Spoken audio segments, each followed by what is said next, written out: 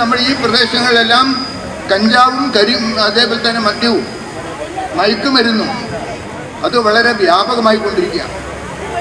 വളരെ മുതിർന്ന ആൾക്കാരിലല്ല, 8ാം ക്ലാസ്സിലും 9ാം ക്ലാസ്സിലും പഠിക്കുന്ന കുട്ടികളെ പോലും ഈ മയക്കുമരുന്നിന് വിധേയമാക്കി നമ്മുടെ നാടിൻ്റെ ഭാവി മുഴുവൻ നശിപ്പിക്കാനുള്ള പരിശ്രമങ്ങൾ നടന്നുകൊണ്ടിരിക്കുന്നു.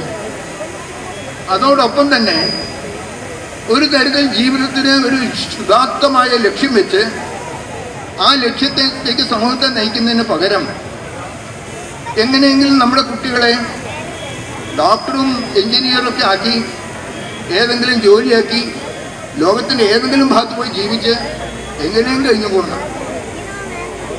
ഒരു സാമൂഹ്യ പ്രതിബദ്ധതയോടുകൂടി ജീവിതത്തിൽ ശ്രേഷ്ഠമായ ഉദ്ദേശങ്ങൾ വെച്ചുകൊണ്ടൊരു തലമുറ വളരണം എന്നുള്ള നിലക്കുള്ളൊരു ചിന്താഗതി നമ്മുടെ സമൂഹത്തിൽ നഷ്ടപ്പെട്ടു കഴിഞ്ഞിരിക്കുന്നു. അതുകൊണ്ട് പലപ്പോഴും വലിയ വലിയ രീതിയിൽ പണം സമ്പാദിക്കാൻ നമ്മുടെ മക്കളെ തയ്യാറാക്കുന്നതിൻ്റെ പരിശ്രമത്തിൽ നമ്മുടെ അടുത്ത തലമുറയെ മനുഷ്യനാക്കി വളർത്താൻ നമുക്ക് സാധിക്കാതെ വരുന്നു. ഈ ഒരു പരിതസ്ഥിതി നമ്മുടെ നാട്ടിലുണ്ട്.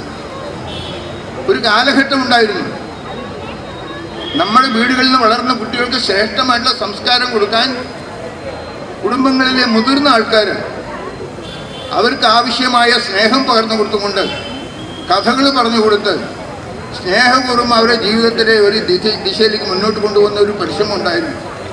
നിർഭാഗ്യവശാൽ കൂട്ടുകുടുംബങ്ങൾ നശിക്കുകയും അണുകുടുംബങ്ങൾ വരികയും ജീവിതത്തിലെ ബാഹ്യമായ സൗകര്യങ്ങൾക്ക് മാത്രം പ്രാധാന്യം കൊടുക്കുകയും വളരെ ആഴത്തുള്ള സ്നേഹത്തിൻ്റെയും സൗഹാർദ്ദത്തിൻ്റെയും ആനന്ദത്തിൻ്റെയും അന്തരീക്ഷം അതിനെക്കുറിച്ച് നമ്മൾ കൈമോശമെന്ന് നഷ്ടപ്പെടുകയും ചെയ്തതിൻ്റെ ഫലമായി നമ്മുടെ നാട് ഒരു തരത്തിൽ നാശത്തിലേക്ക് പോയിക്കൊണ്ടിരിക്കുന്ന ഒരു അവസ്ഥയിലാണ്.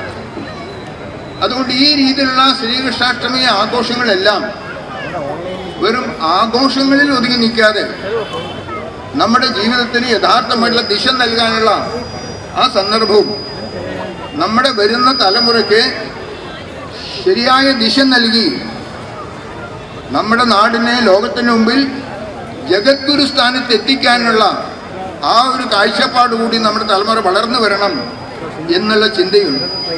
അതനുസരിച്ച നടപടികളിലേക്ക് നമ്മൾ പോകേണ്ടതുണ്ട്. ഈ രീതിയിലുള്ള വ്യക്തികളെ ഭഗവാൻ ശ്രീകൃഷ്ണ ജീവിതത്തെക്കുറിച്ച് വളരെ ഗംഭീരമായിട്ടുള്ള കഥകളിൽ കൂടിയിട്ട് നമ്മൾ പ്രഘോഷിക്കുക,